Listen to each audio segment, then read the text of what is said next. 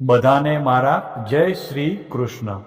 આજે છે પવિત્ર પાવન પુરુષોત્તમ માસના શુક્લ પક્ષની સાતમ।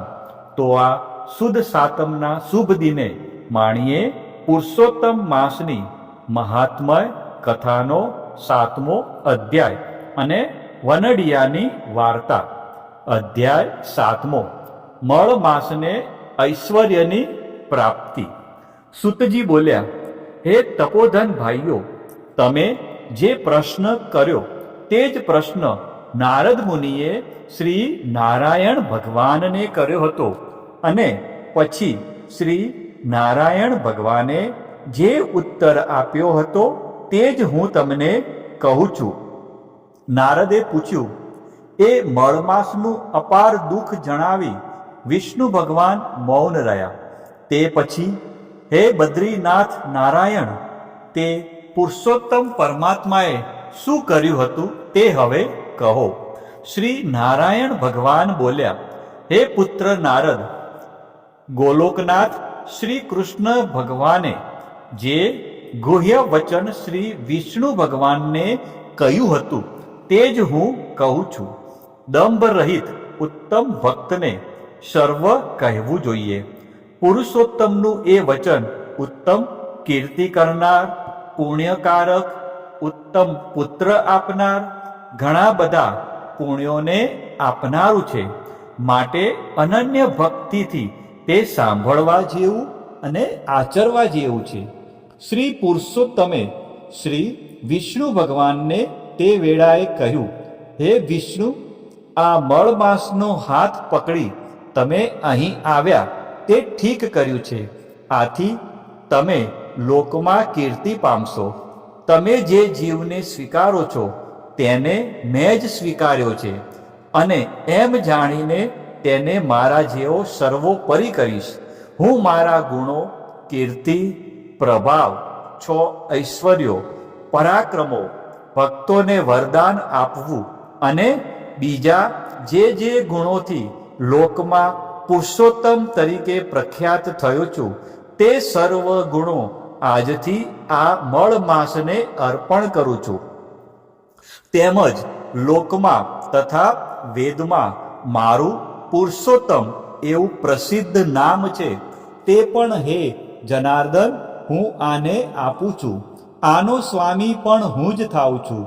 આના નામથી આખું જગત પવિત્ર થશે, અને મારી સમાનતા પામી આ મહિનો બીજા બધા મહિનાઓની અધિપતિ થશે। વળી જગતમાં પૂજ્ય અને વંદનીય થશે। આની પૂજા, જપ, તપ, દાન, વ્રત કરનાર સર્વ લોકોના દરિદ્રનો નાશ થશે। બધા મહિનાઓ તો કામવાળા છે, પણ આને હું નિષ્કામ કરું છું। સર્વ લોકોને આ મોક્ષ આપનાર થશે। મહાભાગ્યશાળી સંન્યાસીઓ, બ્રહ્મચારીઓ તથા બીજા મહાત્માઓ જેને માટે આહાર રહિત તપસ્યા કરે છે, દ્રઢ વ્રતો કરે છે, ફળ, પાંદડા તથા વાયુનો જ આહાર કરે છે, કામ ક્રોધ ત્યાગી જીતેન્દ્રિય બની ચોમાસામાં પણ વગડામાં રહી ટાઢ તડકો સહન કરે છે, તો પણ હે ગરુડ ધ્વજ, તેઓ મારા અવિનાશી પદને પામતા નથી। પરંતુ જેઓ આ પુરુષોત્તમ માસની ભક્તિ કરશે, તેના પૂજા વ્રત કરશે, તેઓ તો માત્ર એક જ મહિનામાં ઘડપણ તથા મરણથી રહિત તે પરમપદને અનાયાસે પ્રાપ્ત કરશે।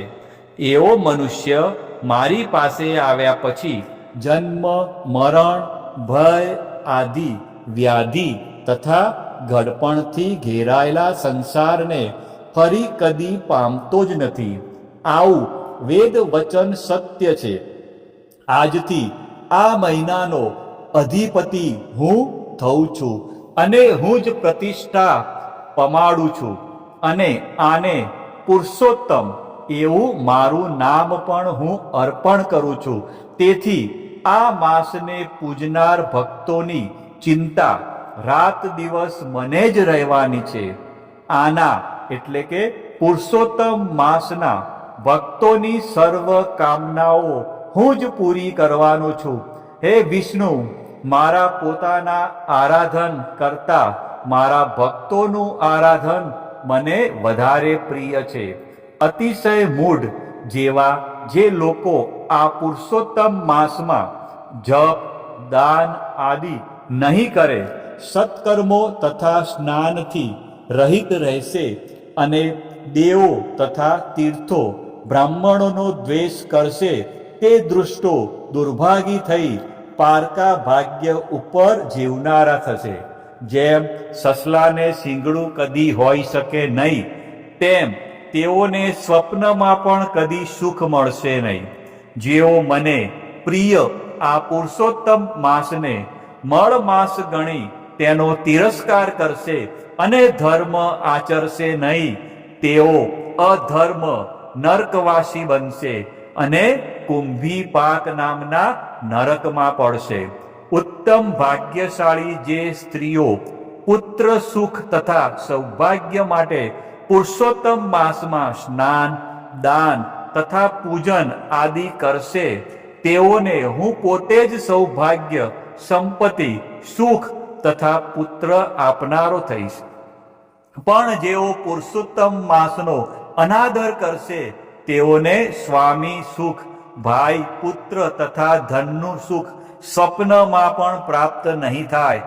માટે બધા લોકોએ આ માસમાં સ્નાન, પૂજા, જપ આદિ વધારે કરવા અને શક્તિ અનુસાર દાન દેવું.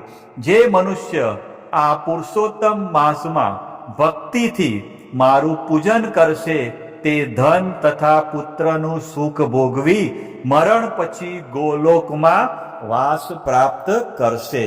મેં આ માસને સર્વ મહિનાઓમાં ઉત્તમ કર્યો છે. માટે હે લક્ષ્મીવર, તમે આ અધિક માસની ચિંતા છોડી દઈ આ પુરુષોત્તમ માસને સાથે લઈ તમારા શ્રેષ્ઠ વૈકુંઠ ધામમાં જાઓ. શ્રી કૃષ્ણ ભગવાનનું એ વચન સાંભળી વિષ્ણુ ભગવાને મેઘ જેવી કાંતિવાળા શ્રી કૃષ્ણને પ્રણામ કર્યા અને પછી અતિશય આનંદપૂર્વક એ પુરુષોત્તમ માસને સાથે લઈ જલ્દી ગરુડ પર બેસી પોતાના વૈકુંઠ ધામમાં તે પધાર્યા અને તે દિવસથી મળ માસ પવિત્ર પુરુષોત્તમ માસના નામે ઓળખવા લાગ્યો. શ્રી બૃહદ નારદીય પુરાણ ના પુરુષોત્તમ મહાત્મનો મળ માસને ઐશ્વર્યની પ્રાપ્તિ નામનો 7મો અધ્યાય સંપૂર્ણ. હવે પતિત પાવન પુરુષોત્તમ માસની કથાનું રસપાન કરીએ. વનડિયાની વાર્તા. સોનપુર નામનું એક નગર હતું. નગરમાં એક કન્યા રહે, એનું નામ સોનબાઈ. આ સોનબાઈને 7 ભાઈ અને 7 ભાભી. 7 ભાઈની એકની એક બહેન એટલે લાડકી, એવી કે એનો પડ્યો બોલ ઝીલે. ભાભીઓ એને કાંઈ જ કામ ન કરવા દે, એટલે આખો દિવસ નવરીને નવરી. રસોઈ થાય એટલે જમી લે, પથારી થાય એટલે સૂઈ જાય. સોનબાઈ જેવી રૂપવાન, એવી જ ગુણવાન અને એવી જ ધાર્મિક. સવાર સાંજ દેવ દર્શન જાય, દાન પુણ્ય કરે અને ભજન ભક્તિમાં લીન રહે. વ્રતે કરે અને ઉપવાસ પણ કરે. કથા વાર્તા પણ સાંભળે ને ધર્મ ધ્યાન પણ કરે. એવામાં અધિક માસ આવ્યો, પાવન પુરુષોત્તમ માસ. જીવનના પાપ ધોઈ નાખવાનો પુણ્ય અવસર. 7 ભાભીઓએ વ્રત કર્યા. સોનબાઈએ પણ વ્રત કર્યું. ભાભીની સાથે જ નદીએ જઈ માથાબોળ સ્નાન કરે અને હાથમાં અક્ષત લઈ વાર્તા સાંભળે. આમ કરતા મહિનો પૂર્ણ થયો. એકમનો દિવસ આવ્યો. 7 ભાભી સોનબાઈને કહેવા લાગી કે નણંદબા રે નણંદબા, ચાલો વનડિયાની વાર્તા સાંભળવા. જેણે વ્રત કર્યું હોય એણે વનડિયાની વાર્તા સાંભળવી જ પડે, નહીં તો વનડિયો નડે. આ સાંભળીને સોનબાઈ બોલી કે ના રે બાઈ, ના, મારે તો મારો પ્રભુ ભલો ને હું ભલી. ગુણ ગાવતો એક મારા ભગવાનના, બીજા કોઈની કથા પણ ન સાંભળું કે ન વાર્તા પણ સાંભળું. મારે તો કાંઈ પાપમાં પડવું નથી. ભાભીઓ સોનબાઈને ખૂબ જ સમજાવે છે, પણ સોનબાઈ માનતી નથી. આ જોઈને વનડિયાના ક્રોધનો પાર ના રહ્યો. આ તો વનડિયો દેવ, કોપે તો દાટ વાળી દે અને રીઝે તો રાજ આપી દે. કનડે તો એવો કનડે કે ભલભલા સીધા દોર થઈ જાય. વનડિયાએ નક્કી કર્યું કે આ કુંવારી કન્યાના કપાળે એવું કલંક લગાડવું કે એનું જીવતર હરામ થઈ જાય. દિવસ આથમ્યો ને રાત પડી. સોનબાઈ પથારીમાં સૂતા છે ત્યારે વનડિયો વેર વાળવા આવી ગયો. એણે ભમરાનું રૂપ લીધું અને બારણાની તિરાડમાંથી અંદર પ્રવેશ્યો. પછી એણે રૂપના અંબાર જેવા રાજકુમારનું રૂપ ધારણ કર્યું. અબીલ છાંટ્યા, ગુલાલ છાંટ્યા, અત્તર છાંટ્યા અને ગુલાબના ફૂલ પાથર્યા. એવી સ્થિતિ ઊભી કરી દીધી કે કુંવારી કન્યાને તો ધરતી માર્ગ આપે તો સમાઈ જવાની ઈચ્છા થઈ જાય. સવાર પડતા જ નાની ભાભી સોનબાઈને જગાડવા આવી. અંદર પગ મૂકતા જ એની તો આંખ ફાટી ગઈ. એને તો ખાતરી થઈ ગઈ કે નક્કી નણંદબા રાત્રે કોઈની સાથે રંગ રાગ ખેલે છે. એ તો દોડતી ગઈ જેઠાણીની પાસે, જઈને બધી વાત કરી.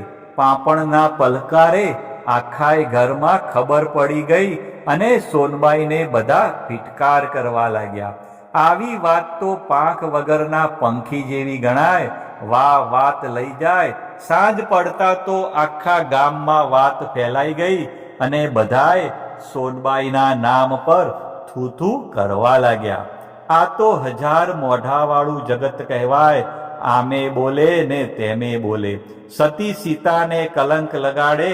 7 વહુઓ એક થઈ ગઈ અને પોતપોતાના ધણીને વાત કરી. વાતમાં સારી પીઠે મીઠું મરચું ભભરાવ્યું.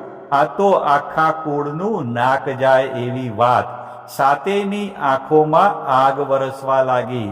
ગયા બહેન પાસે અને ત્રાડા પડી કે સાચું બોલ નાખ, કોણ છે તારી પાસે આવનાર? નામ જણાવ એનું, નહીતર ધડથી માથું જુદું થઈ જશે. બિચારી સોનબાઈ તો સાવ નિર્દોષ હતી. એણે માથે હાથ મૂકીને કહ્યું, મારા પ્રભુના સોગંધ, સપનામાંય મેં પુરુષનો વિચાર કર્યો હોય તો અત્યારે જ મારો જીવ નીકળી જાય. જો વિશ્વાસ ન આવતો હોય તો ખુશીથી મારું માથું ઉતારી લો. ભાઈઓ વિચાર કરવા લાગ્યા કે હવે શું કરવું. સાંભળેલી વાત પર વિશ્વાસ કરવો કે ન કરવો. ખાતરી કર્યા વગર બેનની હત્યા કરીએ તો નરકે જવું પડે. પહેલા વાતની ખાતરી તો કરવી જ પડે. 7 ભાઈઓએ આખી રાત જાગીને ઉઘાડી તલવારે ચોકી કરવાનું નક્કી કર્યું. મધરાત થઈ. 7 ભાઈઓ ઉઘાડી તલવારે આંટા મારે છે. અંદર સોનબાઈ ઘસઘસાટ ઊંઘે છે. મધરાત થતાં જ વનડિયો ભમરાનું રૂપ લઈને આવ્યો અને અબીલ ગુલાલ છાંટીને ગુલાબના ફૂલ પાથરવા લાગ્યો. ગુલાબની મહેક આવતા જ 7 ભાઈઓએ તિરાડમાંથી અંદર જોયું. રૂપાળા રાજકુંવરને જોતા જ પાટું મારીને બારણું તોડી નાખ્યું અને વનડિયા સામે તલવાર ઉગામીને પૂછવા લાગ્યા કે કોણ છે તું? માનવ છે કે દાનવ? ગંધર્વ છે કે કિન્નર? યક્ષ છે કે દેવ? જલ્દી બોલ, નહીતર તલવારના એક ઘાએ માથું જુદું કરી નાખીશ. આ સાંભળીને વનડિયો હસીને બોલ્યો કે મારું નામ વનડિયો દેવ. શસ્ત્ર મને મારી ન શકે, શસ્ત્રો મારો વાળ પણ વાંકો ન કરી શકે. રીજું તો રાજ આપું અને ખીજાવ તો ખેદાન મેદાન કરી નાખું. તારી બહેને મારી વાર્તા સાંભળવાની ના પાડી એટલે વેર વાળવા આવ્યો છું. આ સાંભળીને સાતે ભાઈઓ ઠંડા ગાર થઈ ગયા અને વિનયથી પૂછવા લાગ્યા કે હે દેવ, શો ઉપાય કરીએ તો તમે પ્રસન્ન થાઓ? ત્યારે વનડીયો બોલ્યો કે એક ઉપાય છે. જો સોનબાઈ વાડને પાડું, પાળને પૂરી, લહેરને લાડુ અને રંકને રોટલો આપ્યા પછી ભક્તિભાવપૂર્વક મારી વાર્તા સાંભળે તો અવશ્ય દોષમુક્ત થશે. હે વનડિયા દેવ, અમારી બેન તમે કહેશો એ પ્રમાણે જરૂર કરશે, પણ એના કપાળે જે કલંક લાગ્યું છે એ કેમ કરીને દૂર થાય? ગામના મોઢે ગળણું કઈ રીતે બાંધવું? એનોય ઉપાય છે, એમ વનડિયો બોલ્યો. નગરના રાજાએ કુળદેવીનું શિખરબદ્ધ મંદિર બનાવ્યું છે. એના પર સુવર્ણનો કળશ ચઢાવવાનો છે. આ કળશ સતી સ્ત્રી વગર કોઈ ચઢાવી ન શકે. રાજા ઢંઢેરો પીટાવીને સતીને બોલાવશે, ત્યારે સોનબાઈને મોકલજો. સોનબાઈ કળશ ચઢાવશે એટલા એના સતનું આખા ગામને પ્રમાણ મળી જશે. સત્યનું તેજ ઝળહળશે અને કલંકની કાલીમાં દૂર થશે. સાતે ભાઈઓએ વનડિયાને મસ્તક નમાવીને પ્રણામ કર્યા. વનડિયો હસતો હસતો અંતર ધ્યાન થઈ ગયો. સવાર પડી એટલે સોનબાઈએ વનડિયાના કહેવા પ્રમાણે વાડને પાડું, પાળને પૂરી, લહેરને લાડુ અને રંકને રોટલો આપ્યો. પછી અત્યંત ભક્તિ ભાવથી વનડિયાની વાર્તા સાંભળી. તત્કાળ એ વનડિયાના દોષમાંથી મુક્તિને પામી. આ બાજુ મંદિરનું કાર્ય પૂર્ણ થતાં જ રાજાએ રાજ જ્યોતિષીને તેડાવ્યા અને પૂછવા લાગ્યા કે હે મહારાજ, મંદિરનો કળશ ચઢાવવાનો છે તો એ માટે શું કરવું? એ કૃપા કરીને કહો. રાજ જ્યોતિષે શાસ્ત્રમાં ગ્રહ, નક્ષત્ર અને તિથિવાર જોયા. પછી કહ્યું, હે રાજન, કળશ તો સતી સ્ત્રીના હાથે જ ચડે. જે સ્ત્રી વાવમાંથી કાચા સૂતરના તાંતડે ચાણણીના નીર સિંચે અને એ જળ સુવર્ણ કળશને છાંટીને કળશને સ્પર્શ કરે તો કળશ આપોઆપ ચડી જાય. પણ હે રાજન, આ જગતમાં આવી સતી સ્ત્રી મળવી દુર્લભ છે. છતાં ઢંઢેરો પીટાવી જુઓ. કુળદેવીની કૃપા હશે તો અવશ્ય કોઈ સતી મળી જશે.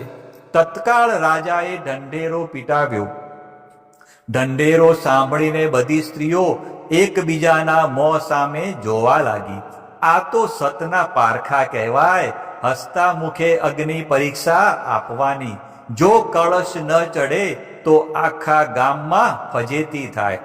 આ બાજુ સોનબાઈ સાતે ભાઈ ભાભીઓ સાથે દરબારમાં આવી અને રાજાને કહેવા લાગી કે હું કળશ ચઢાવીને મારા સતીત્વનું પ્રમાણ આપીશ. એની વાત સાંભળીને દરબારીઓ ખડખડાટ હસવા લાગ્યા, પણ સોનબાઈ દ્રઢ રહી. બીજા દિવસે સોનબાઈનો ફજેતો અને તમાશો જોવા આખું નગર ભેગું થયું. બધા તાળી દઈ દઈને વાતો કરતા હતા કે આજ સોનબાઈના સતીત્વની પોલ ખુલી જશે અને એની ફજેતી થશે. સોનબાઈએ પ્રભુનું સ્મરણ કર્યું અને વનડિયા દેવનું નામ લઈને ચારણી સાથે કાચા સૂતરનો દોરો બાંધીને વાવમાં નાખી અને નીર સિંચવા લાગી. જોનાર તો અવાક થઈ ગયા. બધાની આંખો ફાટી ગઈ. સોનબાઈના સતીત્વનો જય જયકાર થવા લાગ્યો. સોનબાઈએ ચારણીમાંથી જળ લઈને કળશ પર છાંટ્યું અને જમણા હાથ વડે સ્પર્શ કર્યો. તત્કાળ કળશ સડસડાટ કરતો શિખર ઉપર ચડી ગયો. આખું નગર સોનબાઈના ગુણગાન ગાવા લાગ્યું. સત્યનો જય જયકાર થવા લાગ્યો. સોનબાઈ સાતે ભાભીઓ સાથે મળીને ગાવા લાગી, હે વનડિયા દેવ, તમે જેવા સોનબાઈને ફળ્યા એવા તમારી વાર્તા સાંભળનાર સૌને ફળજો. જય વનડિયા દેવ. બોલો શ્રી પુરુષોત્તમ ભગવાનની જય.